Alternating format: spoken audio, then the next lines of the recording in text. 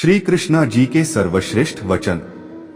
क्योंकि भौतिकवादी श्री कृष्ण के आध्यात्मिक बातों को समझ नहीं सकते हैं, उन्हें यह सलाह दी जाती है कि वे शारीरिक बातों पर अपना ध्यान केंद्रित करें और देखने की कोशिश करें कि कैसे श्री कृष्ण अपने शारीरिक अभ्यावेदन से प्रकट होते हैं।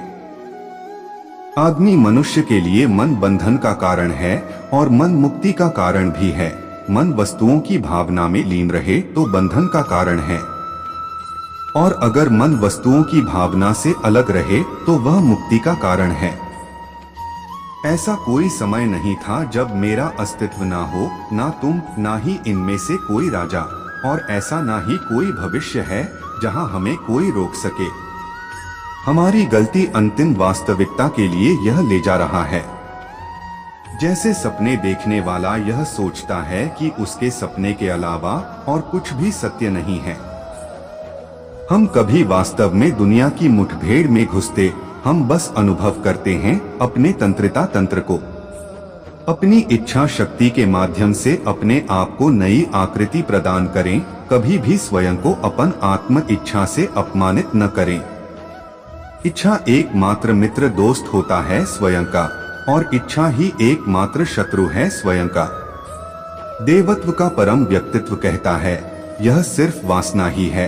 अर्जुन, जिसका जन्म चीजों के जुनून के साथ संपर्क होने के लिए हुआ है और बाद में यह क्रोध में तब्दील हो जाता है, और जो सभी इस दुनिया के भक्षण पापी दुश्मन है। मेरे लिए न कोई ग्रहणीत है न प्रिय, किंतु जो व्यक्ति भक्ति के साथ मेरी पूजा करते हैं वो मेरे साथ है और मैं भी उनके साथ हूँ।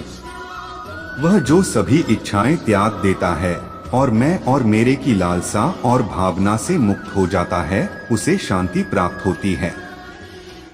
जन्म के समय में आप क्या लाए थे जो अब खो दिया है? आपने क्या पैदा किया था जो नष्ट हो गया है?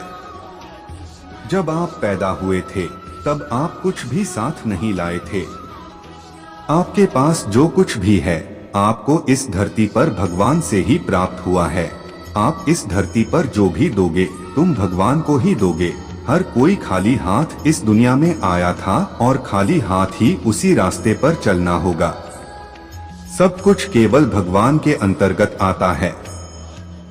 यह शरीर न तो तुम्हारा है और न ही तुम इस शरीर के हो। यह तो पंच तत्वों अग्नि, जल, वायु, पृथ्वी और आकाश से मिलकर बना है, जो एक दिन मृत्यु के पश्चात इसी में मिल जाएगा।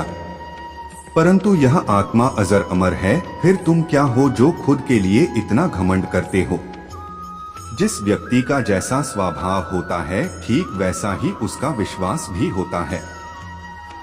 जो लोग बुद्धिमान होते हैं उन्हें सिर्फ अपने ईश्वर पर भरोसा होता है। आत्मा अजर अमर है। जो लोग इसे मरने या मारने वाला मानते हैं, असल में वे लोग नाम सच है। आत्मा न तो मरती है और न ही किसी के द्वारा मारा जा सकती है।